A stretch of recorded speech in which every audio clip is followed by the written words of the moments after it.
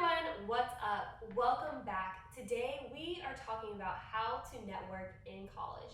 So if you've ever wondered how to ask the right questions at a networking event, what to say, what not to say, then this is the video for you. So make sure you stay tuned.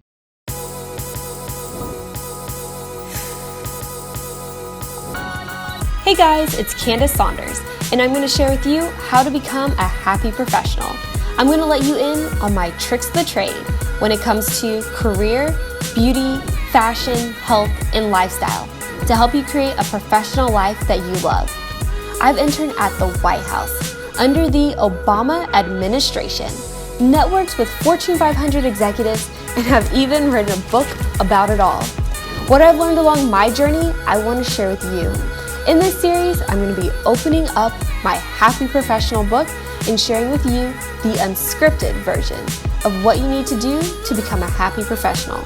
Make sure you subscribe to the channel so you never miss an episode.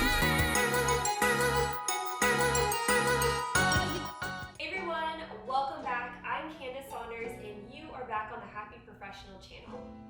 Today we are diving back into the Happy Professional book and we are on chapter 5. Chapter 5 is all about positioning yourself and learning how to network. And I'm going to go ahead and start off with a quote. It says, "Everyone you will ever meet knows something you don't," and that's by Bill Nye.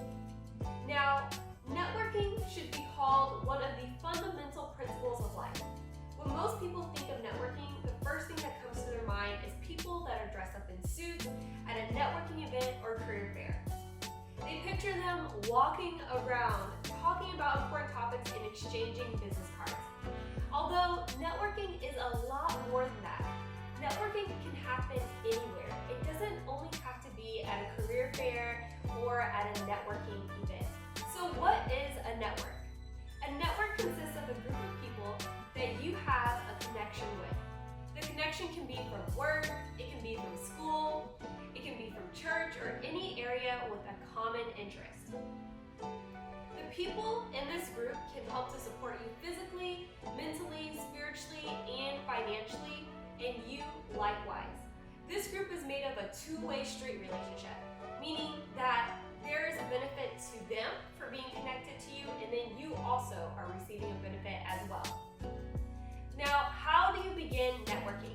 The best place to begin networking is with a group of like-minded individuals. You can easily find these individuals in places where you share a common interest. So for example, if you are interested in going to the health field, one of the best places to begin networking is at a hospital or even volunteering at a hospital. So when you get into the process of learning how to network, one of the first things to understand and learn is how to start a conversation. Conversations can often begin with a compliment, or you're discussing a current event, a situation, an activity. Any of the following is a great place to start. You can begin a conversation over a common point of interest. Seek to know or gain knowledge about what the other person does or knows. Next, you can ask a series of questions to help you better understand and get to know the other individual. I highly recommend asking open-ended questions versus closed-ended questions. An open-ended question will normally start with like a what, a how, or a why. A closed-ended question is a question that would result in either a yes or no response. So here, I'm going to go ahead and list a series of questions that you can ask when and while networking. So here are a few questions. What advice would you give to someone my age or season of life? How has working at X company impacted your view of X event? What are some of your favorite places to visit? Could you tell me where you went to college? And how has your college experience been? Or how was your college experience? What is a weakness that you had to overcome? These are just a few of the questions that you can find on page 70 in the book, but these are great questions to ask while networking. Now let's go ahead and hop into the do's and don'ts of networking. Number 1 of the do's of networking. Do your research. It is so important if you are attending a networking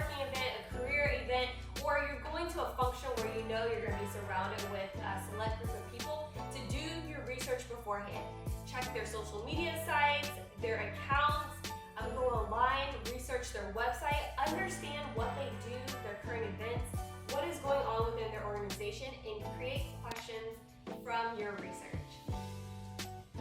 Next, which leads into what I just mentioned, prepare questions ahead of time. Make sure that you have questions ready before meeting someone.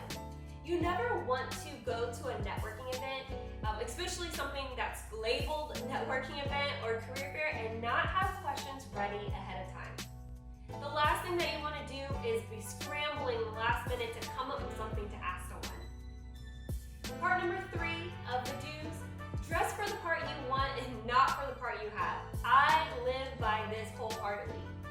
If you want to be the CEO of a company, dress as if you are already the CEO. Your outfit speaks volumes. So even if you don't have a lot of clothes at home or you feel like what you have isn't the very best, make it work. Borrow clothes from friends. Understand that your first impression matters. Number 4, ask for their contact information and follow up. There is so much power in following up. It's a subtle reminder that you are letting them know that they mentioned and communicated to you that they would stay in contact. And another reason why it's so important is it allows you to stay connected with them. And number 5, only give out your professional email address. Many times you might have an unprofessional email address from high school or before high school. And as a result, you want to make sure that you're only giving out a professional email address. So you know if your email address is not professional, and if it is, make sure that you're creating one that is. A great example of a professional email address would be your first name, your last name at gmail.com or at yahoo.com. Now on to the don'ts of networking. Do not underestimate the value that you bring to the table. You bring so much value and potential to the table, and do not go to any organization, networking event, career event feeling that you do not bring value. And on to number 2, do not get too comfortable too soon. You might be at a networking event and you feel like you're really bonding with the person that you're speaking to, and then you want to start sharing your personal life story with them. Hold up, don't do that. Make sure that you really understand where that relationship is going. I would wait maybe a couple of conversations, maybe a couple of months, before you start sharing more about your personal life with them. I would really evaluate them before you deep dive into sharing your life story. And most of the times, you may want to keep that relationship strictly professional instead of bringing your personal life into the mix. Number 3, do not have a weak handshake. In one of my following videos, we will discuss more about the power of a handshake. So I highly encourage you to have a strong and firm handshake. When you meet someone, especially in a professional setting, the most common way you'll greet the person is with a handshake. So as a result, you want to make sure that it's firm. Now, on to building your dream team. And I'm going to go ahead and start with a quote. Are you organized for what you pray for? And that's by T.D. Jakes. Your dream team is composed of people from your network who have your back. Guaranteed. They are your go-to people. They help you in executing your vision.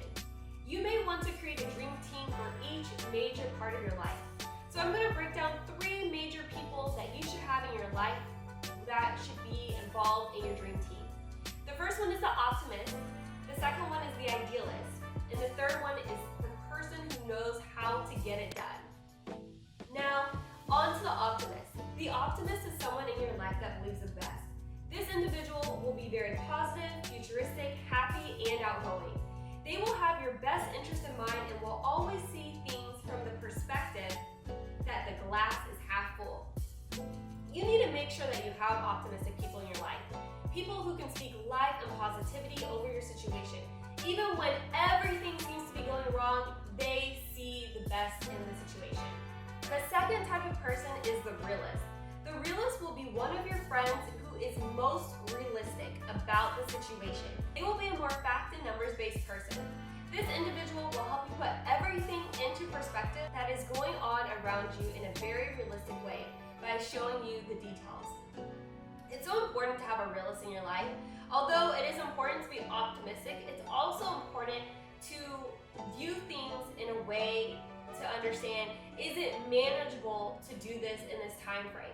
Having someone who can actually calculate the cost, account for the execution to bring forth a project into fruition. So just to have somebody in your life that can say, yes, you can do anything, and understand what it's going to take to make that dream happen.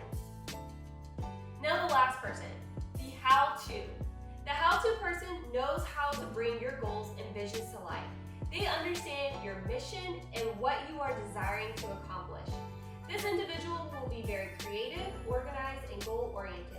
They have a clear vision about what you are going after and are able to help you strategize on how to get there. It's very important to have a how-to person in your life because they will be able to help you get to the next step in life. Then the next part is create a community. When creating a community, the key is to look for individuals that have the same mindset as you. A few great places to find community is at church or looking for organizations on campus that are in similar or like-minded areas.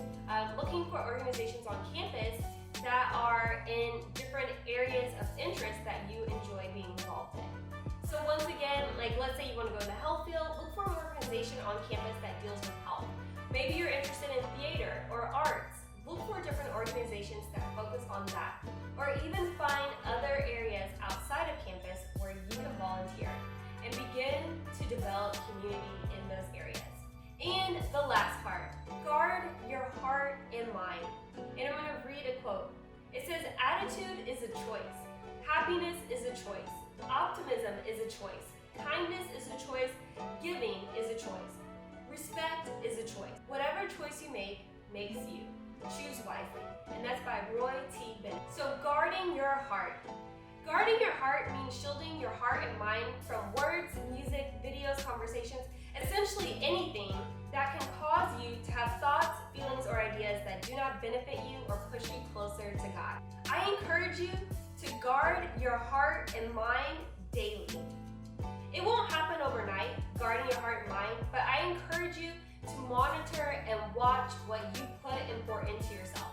So as you are networking, you are building your dream team, you are creating community, throughout the midst of all of that, practice guarding your heart. Make sure that you are choosing individuals that are truly going to help you get to where you want to go in life. And understand that some individuals will come into your life for a season and others will come into your life for a lifetime.